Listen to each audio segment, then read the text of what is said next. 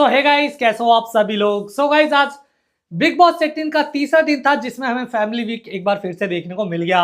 और आज के दिन सबसे पहले एंट्री हमें देखने को मिली चुम की मम्मी की।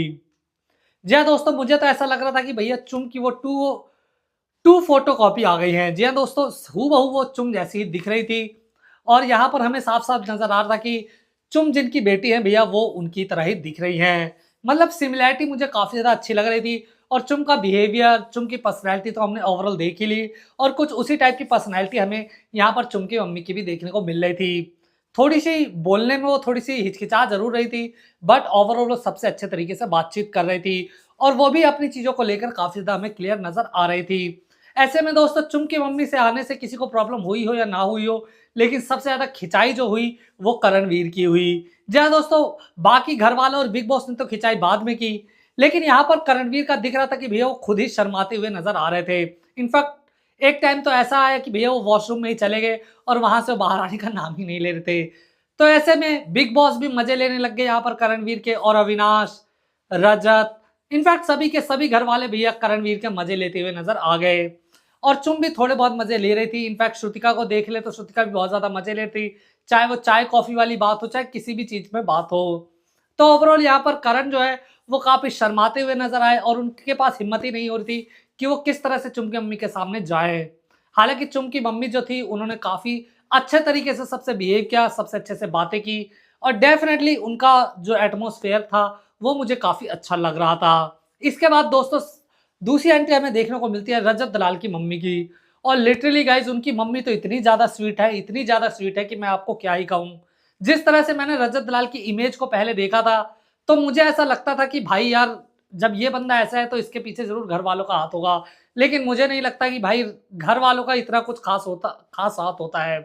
हालांकि जिस हिसाब से उनकी मम्मी का लग रहा था कि वो जितना लाड प्यार कर रही है रजत दलाल को, इनफैक्ट वो सभी के सभी घर वालों को भाई इतना लाड प्यार कर रही थी, तो मुझे नहीं लगता कि भैया वो घर पर इतना लाड प्यार को रोक पाएंगी। और शायद से इसी लाड प्यार की वजह से शायद रजत दलाल थोड़े बिगड़ भी गए होंगे। हालांकि घर के अंदर अब उनका जो बिहेवियर दिख रहा है वो काफी ज्यादा बढ़िया लग रहा है और इसीलिए अब लोग उन्हें पसंद भी कर रहे हैं। लेकिन भाई रजत दलाल की मम्मी, करण क्या, अविनाश क्या, चुम क्या, ईशा क्या, भाई सबसे इतने प्यार से गले मिल रही, सबसे इतने प्यार से बात कर रही कि पूछो ही मत। और चुम से भी उन्होंने क्लियर करने की कोशिश की कि जिस तरह से भाई उन्होंने मेडल को लेकर चीजें बोली थी वो गलत था। तो यार चुम ने भी उस चीज की माफी मांगी और उसने कहा कि मैंने उस मेडल को लेकर नहीं बोला था, बल्कि उसने जो बिहेव किया था उस चीज को लेकर बोला था। और यहाँ पर करणवीर को भी वो अकेले में ले जाकर समझाती हुई नजर आ गई कि भाई हम अपने बच्चे के ऊपर कुछ भी शर्मिंदा वगैरह नहीं है। और जो बाहर की बातें हैं, जो केस वगैरह चल रहे हैं वो बाहर वही रहने दो, उस चीज को घर के अंदर करना बिल्कुल भी अच्छी बात नहीं है। और ऐसे में यहाँ पर करणवीर ने भी ये कहने की कोशिश करने की कोशिश चाही कि आंटी देखो, आपका इतना लाडला है रजत दलाल और मैं एक बड़े भाई के नाते मुझे ऐसा लगता है कि थोड़ी बंदिश लगानी चाहिए थी, शायद वो इतना नहीं बिगड़ता। तो बेसिकली यहाँ पर करणवीर भी रजत दलाल की मम्मी की बात को समझ गए और उन्होंने भी बहुत ही ज्यादा प्यार से, बहुत ही अच्छे तरीके से उन्हें समझाया। लिटरली गाइज, आज पूरे दिन मुझे सबसे अच्छा जो बिहेवियर लगा मुझे रजत दलाल की मम्मी का ही लगा। बहुत ही ज्यादा क्यूट थी यार, मैं आपको क्या ही बताऊं।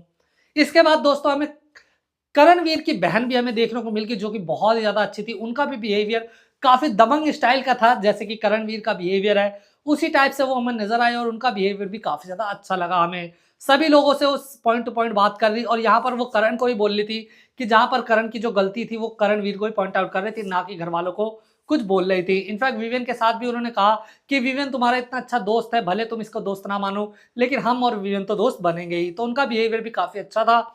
इसके सिवा दोस्तों, कशिश की मम्मी की एंट्री देखने को मिली और वहां हमें थोड़ा सा डामाडोल सिचुएशंस देखने को मिल गई।